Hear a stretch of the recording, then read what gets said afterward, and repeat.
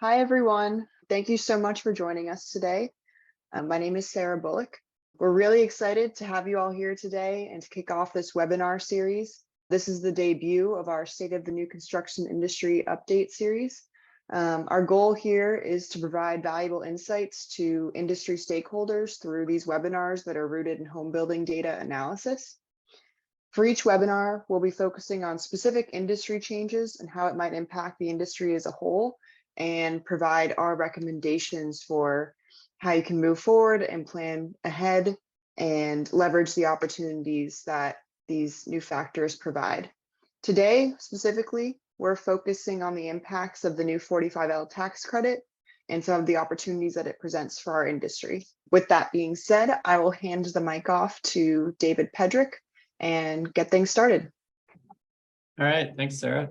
Thanks for the introduction, and good to see everybody here on this webinar. I notice I recognize a few of the names, and looks like there's a few people I don't recognize. So hopefully we're being introduced to a few new people outside of our traditional HERS Rater world here.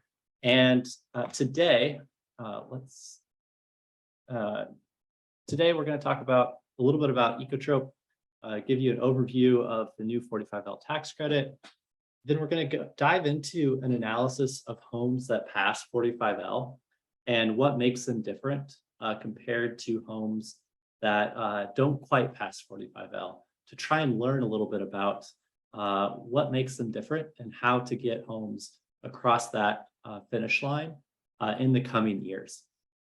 And following that, we'll take what we learned and apply that to the homes and show you what those specifications are that can help your builders earn an additional, $148 million over 59,000 homes.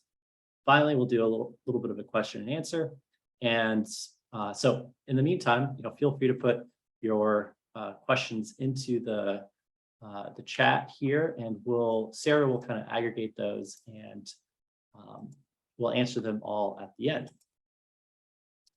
So let me introduce myself as well. My name is David Pedrick. I'm the product manager and account manager for our Rater core product here at Ecotrope. And I'm going to walk you through what you need to know about 45L now. So here at Ecotrope, we strive to do kind of four things for all of our users. One, we want to help them build more cost effectively, and while doing that, make processes more efficient. So making it so it's easier to document and complete the work that you have to do for the 45L tax credit or for HERS rating. And with our products, we hope that folks are able to make better informed decisions. We want all decisions that are being made in the home construction market to have the data on hand, so they know what the energy impact of that is, know what the rebate impact of that is, and so they have that at their fingertips, don't need to do any additional extra work to figure that out. And finally, we hope that all enables folks to construct more energy efficient housing. That way, new home buyers are being delivered top of the line, high quality, high performing homes in the United States. Our vision of how this will work is that we have a platform that many different people work with on a day-to-day basis. We have energy raters using our software to generate home energy rating certificates, 45L, utility rebate compliance reports, and they're using it every single day to do that work. But in addition, we have tools for builders as well, so they can keep track of exactly which homes they have that they've built that actually pass 45L, have a HERS certificate, so they can have like kind of audit level details on exactly what has happened in their portfolio and can keep track of their own performance. Additionally, we have utilities on this platform as well that are able to really implement and stand up utility programs really quickly by leveraging our existing network of home energy raters and builders, so they can provide immediate compliance results and rebate analysis to their users and to their home builders, while also making it easier for them to manage their own program. Finally, we also work with parts manufacturers and lenders. lenders so they can provide preferred lending to energy efficient homes, and parts manufacturers so they can understand what types of builders, what types of homes, and even what types of communities will most benefit from their products so they can expand their market share of energy efficient products across the United States and drive additional energy efficiency performance metrics as well. So far, we've built really strong relationships with our clients, and that's enabled us to be the #1 HERS rating tool in the US. As a result of being the #1 HERS rating tool, 1 in 4 new US homes uses our software at some point to generate those insights that I was just talking about. That means so far we have 1 million homes in our database with which we can run analysis on, learn how homes are built, and find those insights about how best homes can achieve the climate goals, the homeowners' goals that they desire, the builders' goals that they need to meet with respect to any sort of energy-related performance metric. And as it relates today, we're also the top provider of 45L reports. That's for the old 45L as well as the new 45L. As we'll talk about, that new 45L is based on Energy Star, and we already have support for that Energy Star version 3.1, and we're the largest #1 provider of that report to builders today. So let's dive in and do an overview of what this new 45L tax credit is. As many of you know, recently Washington passed the Inflation Reduction Act that included lots of things, one of which was an extension to the 45L tax credit. This extension had a couple very notable improvements. But first, let's level set and make sure we understand what was in the old 45L tax credit. The Inflation Reduction Act extended that old one through 2022, so through the end of this year. So that means any home that was sold in 2022 is eligible for this tax credit. It's $2,000 per unit, or $1,000 per manufactured home per home there. That threshold is, can be calculated in Ecotrope. The documentation can be generated in Ecotrope. And if you need help, we can help analyze all of the homes in your portfolio to see which of those pass 45L and generate those reports for you in full. The previously 45L, Congress always extended this tax credit on a year-by-year basis, and often they did it at the end of the year for the previous year. So it's always retroactive, and it prevented builders from really being able to count on it and plan for how to earn it, because they didn't know if it was ever going to be renewed, and they couldn't make the decision, yes, we're going to go after it. We're going to spend a little bit more money on product here or installation there, because they just didn't trust that the tax credit would be there at the end of the year. So move forward to this year, Congress passes the Inflation Reduction Act and extended the tax credit for 10 years. So now every single builder has the opportunity to say, yes, we know that this is always on the table, and we can build a short-term plan to get to earn the tax credit this year, or a long-term plan saying we're currently at 50% tax 45L compliance. Let's build a plan to get to 100% in a year or two. And they know that if they do that, they can continue to earn that for 10 more years or 8 more years. And that's a whole lot of risk reduction for them. That makes them much more likely to move forward with this. The other important thing here is the dollar amount has increased. So it's $2,500 for Energy Star homes, $5,000 for DOE net zero homes, and $1,000 per unit for multifamily buildings. That's a big deal for multifamily. The other important thing here is that now that this is now that the requirement is based on Energy Star, that means that every home that earns a tax credit has to go through an Energy Star program and certification. and the additional quality assurance that's required as a result of that. And of course, Energy Star is reliant on home energy rating and HERS ratings as well. So every single home that earns tax credit will get a HERS rating, get the quality assurance, and go through the Energy Star program. In addition, the DOE program is also reliant on Energy Star. So it's kind of a layered, tiered system there. Do Energy Star and then go a little bit above for DOE Zero Energy Ready. So another kind of way to look at this, we can see that there's actually kind of various levels of credit, $500 up to $5,000. The $500 and $1,000 levels are for the multifamily homes. The $2,500 and $5,000 is for single family homes and manufactured homes. Multifamily homes can also earn that additional tax credit if they follow the prevailing wage requirement that's in the new 45L tax credit. It's also important that the Energy Star program is updated on occasion. And so there's already a planned update from V 3.1 to 3.2, and that will happen in 2025. And so it's important to know that the requirements do kind of improve with time as we get better at it. And there's already a planned one for 2025.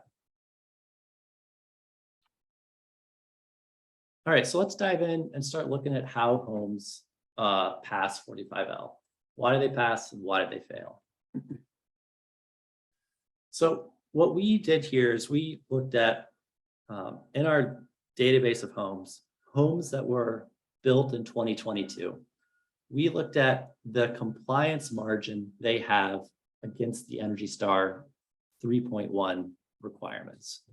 So compliance margin means, as many of you know, that compliance is a comparison to a benchmark.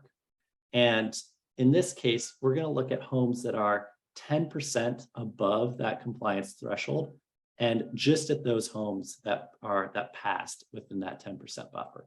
In our database, there's 93,000 homes within that area. And that means come 2023, that's $238 million of 45L tax credit. Now, it's important to remember that this is compliance margin. It doesn't necessarily mean that 93,000 homes did all of the Energy Star checklists and did all of those additional HVAC testing, test and balancing for home pressure, for bedroom pressure, and all of those additional requirements. This is just homes that their energy model performs better than Energy Star version 3.1, which is a really important, really critical threshold as well. So we're going to look at those, understand how those are built, and then we're also going to look at the homes that almost passed 45L. So these are all homes that are within 10% of passing, and there's about 64,000 of those homes in our database as well. And that's $161 million of tax credits that were, quote, left on the table because you're so close, you might as well figure out how to push across the finish line and improve the home performance by 10% or less. It's not that much. So we're going to try and understand how these homes are built as well. All right, so here it is. This is how homes are built.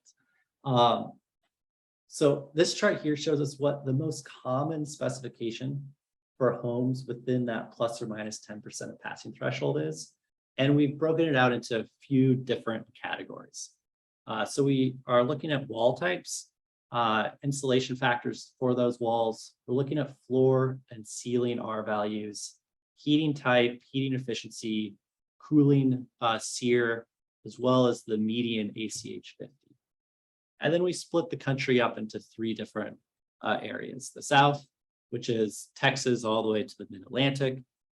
The Southwest, which is west of Texas, New Mexico to California. And the North is the northern half of the country. These are all, we use the SEER 2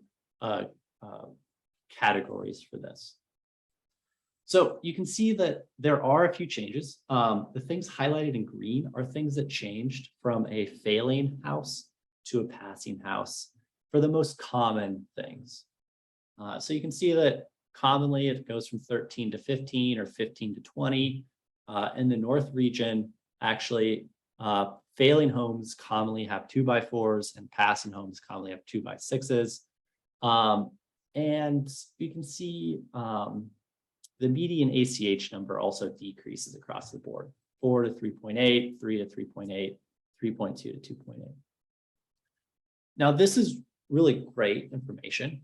And we started to think about this a little bit more, though, and said, this is really cool because this tells us what the most common value is for a floor value, or the most common ACH, or the middle ACH number. But the average, as people say, nobody is average. You're all on the spectrum. The average is someplace in the middle. So you could easily build a home that hits these thresholds. It's very likely to pass 45L. But we all know that people like to have trade-offs. And for example, maybe on your teeter-totter of trade-offs, you have wall R value on one side and air infiltration on the other. And if you increase your R value of your cavity insulation, maybe you can get by with a little worse building envelope ceiling. And that's one trade-off, but we have like 6 different factors on here. So we know that people are trading off all 6 of those factors at the same time, and it gets somewhat complex. So we made a complex chart to show it. What we did was we took all of the homes that passed 45L within that 10% margin, and we said, let's cluster them into groups that have similar characteristics to see that, okay, let's see what those actual trade-offs are. So this chart helps us see that. And if we follow this yellow line, we have 7 different factors here. And the yellow line tells us what the furnace efficiency is here. It's the same as everybody, all the other groups. If we go to AC efficiency, also the same as everything else. But then we see that on ceiling U value, it's a little bit lower on this chart compared to the red line. And we adjusted these so you can see it, because we know U value is really, really small compared to furnace efficiency. So this is comparing the difference, it's not the actual value here. So this ceiling U value is actually low number, which is a good U value compared to the red line. But then back to the floor, they all have about the same floor U values. We go to envelope leakage, and it has kind of a worse performing envelope leakage compared to blue and red.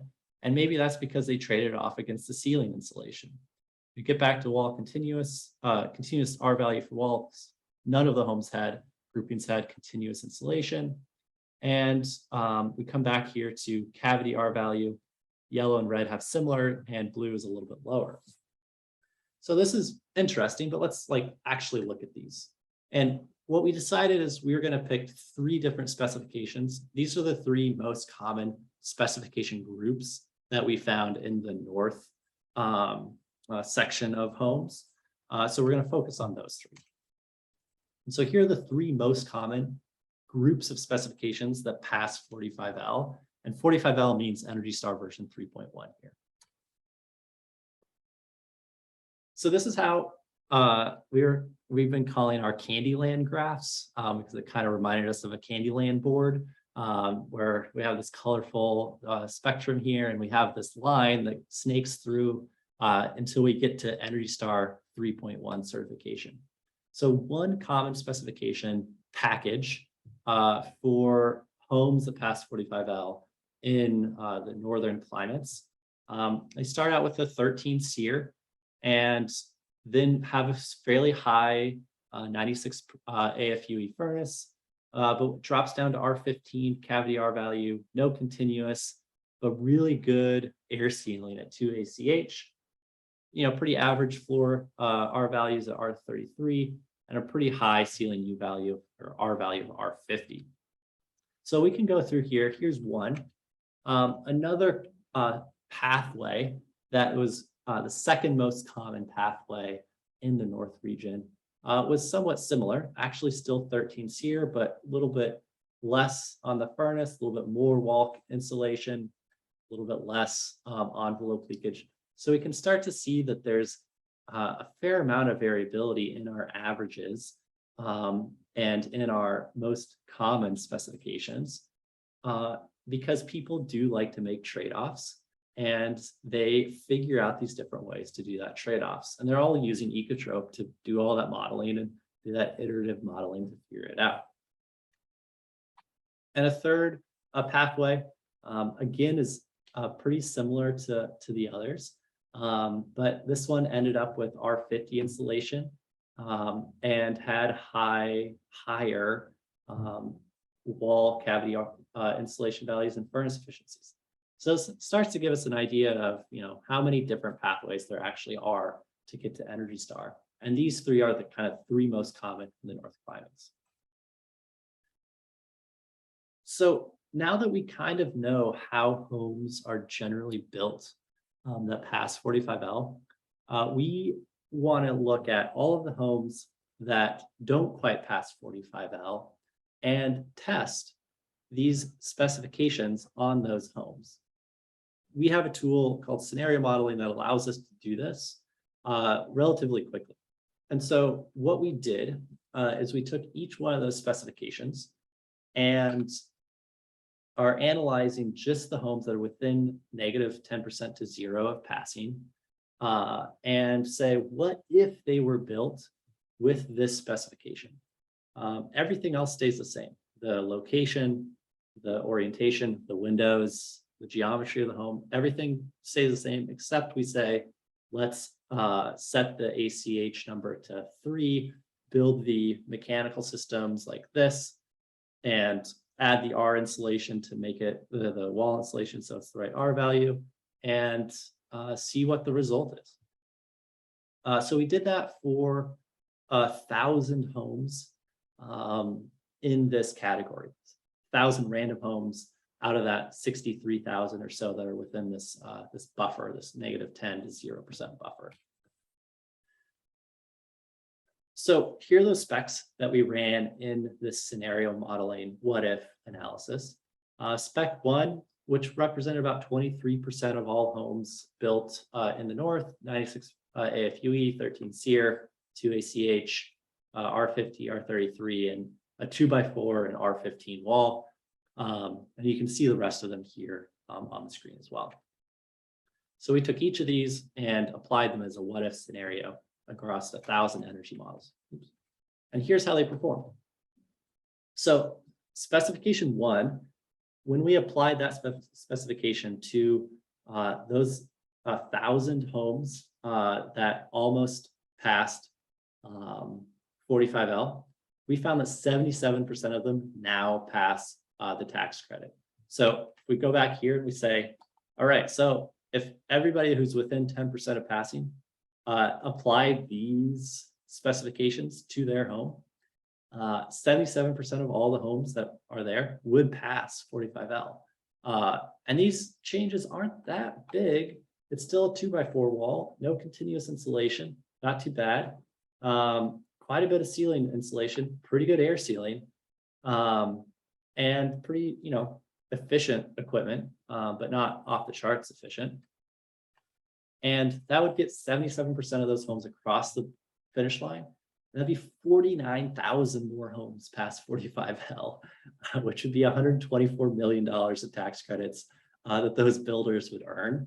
And, I don't think granted, that's not for every builder, that's divided by 49,000 homes, but, that's $2,500 in the pocket of those builders. That seems pretty good. So we can look at these other specs too. 84%. Spec 3 was 92% of homes now past 45L with that specification.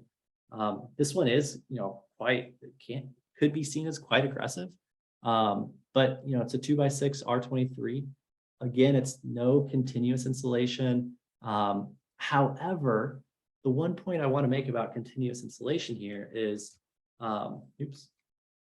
this R21 2x6 you can get the same U value by doing R13 2x4 with R5 on the outside. And that would make spec 1 almost identical to spec 2 without having to do move up to 2x6 walls and get pretty similar results. So again, here's kind of what the results were for this analysis. And let's dive in a little bit more.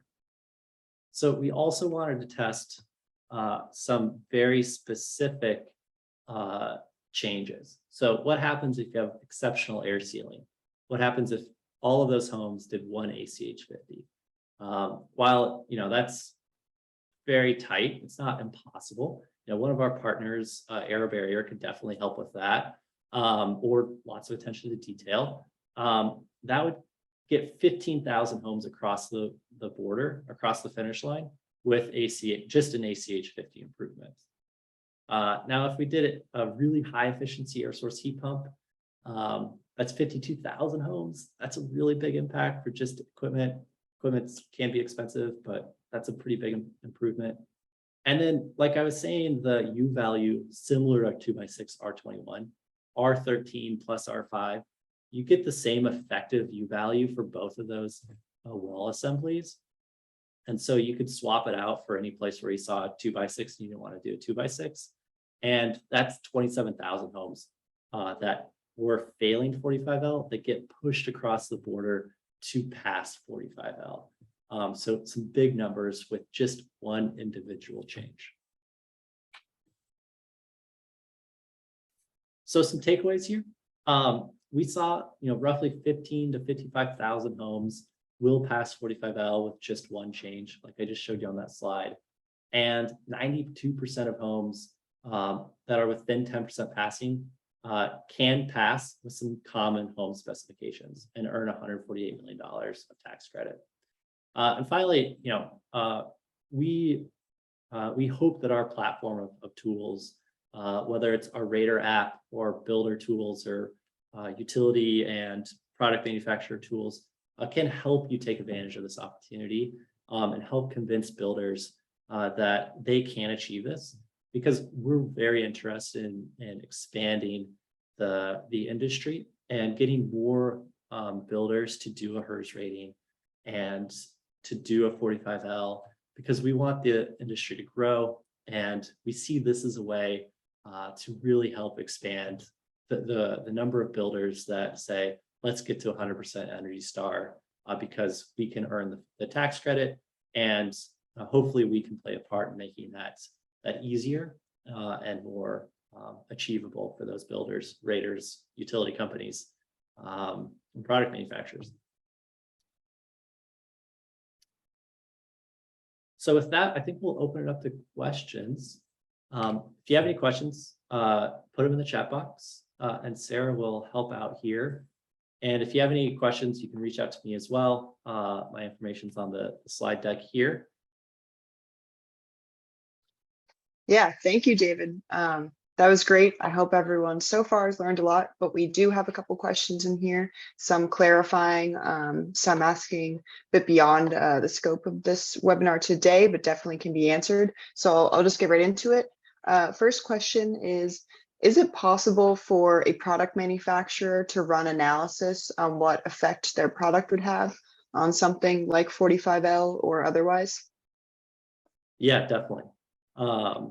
That's one thing that we have been helping a few product manufacturers with so far, and we'd be more than happy to help somebody understand what the impact is on their product on a broad set of homes across the country or specific home types, and really hone in on what their value proposition is to builders. Someone else wanted just a little bit of verification. So the only requirement for 45L, I'm assuming here, the only requirement is to pass Energy Star 3.1. Is that correct? Yeah, so the new 45L has two tiers. The first tier would be compliant with Energy Star version 3.1, and the second tier is DOE Zero Energy Ready. So the only requirement would be Energy Star for the first tier. And all of the analysis that we showed here is looking at Energy Star compliance. So the 45L that is going to be active in 2023, not the old Energy Star. So all the numbers here have been looking into the future. I think that also answers a question we got from David, which was asking about whether this analysis was looking at the current 45L, not the 2023 one. So yeah, today we were looking at the new version of 45L. That's what all this analysis was based on. So Robert asks, all of these data points have a conventional furnace as the baseline. How does this math or pathway change when utilizing heat pumps instead of a furnace? I think you touched on that before, but if you want to just go back and reiterate, David, on a couple slides back, what you did with the putting in air source heat pump.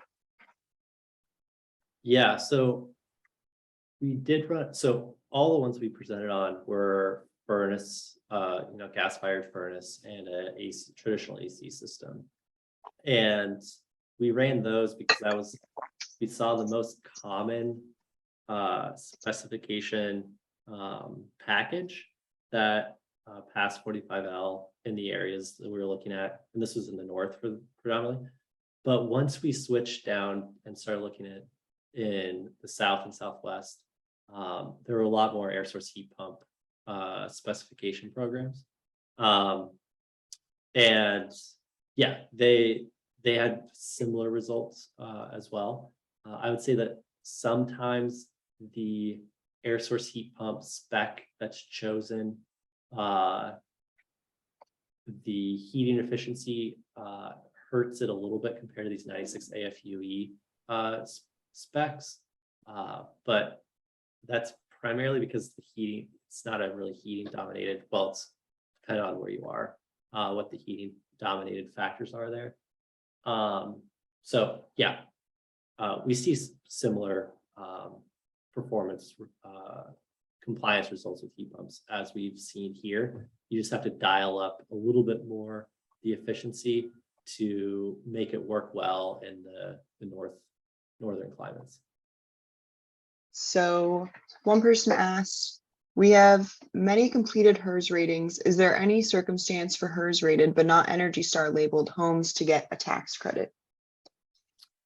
Yes. So in order to earn the 45L tax credit with only a HERS rating, that's only going to be possible through the end of this year.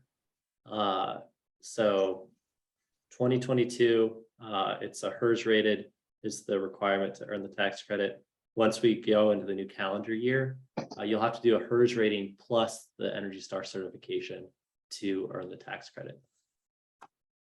And Jay asks, for 45L for multifamily buildings, does this only apply to low-rise multifamilies, aka 1 to 3 stories, or what about the 4 and 5 story plus multifamilies that are 80% residential? Yeah, that's a really good question, because that is one of the big impacts here. Is previously there was so in the old 45L, circa 2022, there is a IRS rule that says it's only applicable to buildings 1 to 3 stories. And as we know, Energy Star is applicable to any height building. So we anticipate that is going to disappear. We haven't seen specifically that IRS ruling is not applicable, but we are, we're leaning more towards yes, that any height building is going to be applicable, and that old rule will get thrown out. So Kevin asks, previous 45L essentially excluded custom home builders because the home was funded by the homeowner through a construction loan or cash, and the home was never technically owned by or sold by the home builder. Are these constraints on the transfer of ownership from a builder to a buyer still the same in the new 45L legislation? As far as we know, unfortunately, yes. It is based on sold date. And so those custom homes where the homeowner has the loan are excluded. That's something where we know that as time goes on, Congress will occasionally make corrections and updates to a law, and that's something that we would like to see change, and we'll keep an eye on that to try and make that happen. Someone also asked, what is typically used to achieve the R33 floor in a slab versus crawl versus basement home, which is common in all of your examples? Yeah, so this is a kind of a nuanced question, and it requires a nuanced answer. So the common R33 floor is going to be, that's only looking at the frame floor U values or R values. So it's not an R33 slab. It's just the frame floor. So if your crawl space or basement is unconditioned and your primary air barrier and insulation layer is the floor, that would be there. But if it is conditioned, that value would not be included in this analysis, which has a couple impacts. One, that means in the scenarios where we applied R33 floor, that R33 floor change didn't actually have an impact because there was no floor to add R33 insulation to it, because it had a slab or it had the foundation walls and slab need to be insulated rather than the frame floor. So R33 is common in things that have frame floors with insulation in them. It's not common in crawl or on slabs. We think that, so yeah, I hope that answered your question. Awesome, thank you. And again, if anyone has any further questions, I know we're trying to get through all of these and make sure we answer as many as possible, but if you do need any further clarification here, please reach out to David directly or info@Ecotrope, and we'd be happy to continue the conversation and make sure we get all of your questions answered. And that being said, I'll try to get through a couple more of these just before we close out for today. So someone asked, is Energy Star 3.0 still being used anywhere? Is that part of the requirements as of now or going forward? I believe Energy Star 3.1 will be required nationwide, but there is a small caveat to that requirement where some states may have a 3.2 requirement in that state, and in those locations it defaults to what the state has said. So like Washington, Oregon has already been using 3.2 for version 3.2. So that's the requirement there. And then I'll make this the last question just because we're getting a little close on time. Were any of the iterations with varying the window and FRC data? Yeah, we did not change window U values or SHGC data in any of the scenarios. It's something that likely would have an impact. It's just not something we included in this analysis. Okay, thank you everyone for joining. Thank you so much, David, for a great presentation and for your insight for all of these questions.